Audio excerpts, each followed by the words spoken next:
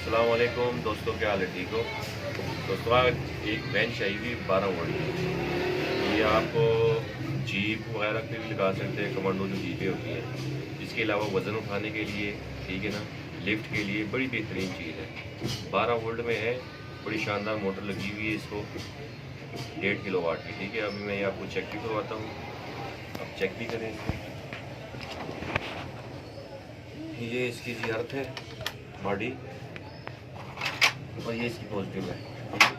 इसमें दूसरी ऑप्शन जो है ना, वो लेफ़्ट राइट वाली भी है। इसमें आप लेफ़्ट राइट भी कर सकते हैं इसमें। ठीक है, ये यहाँ पे मैंने लगाई है, ये देखिए।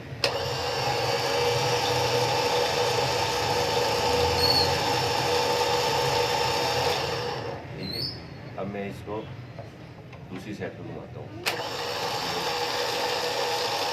देख रहे हैं आप?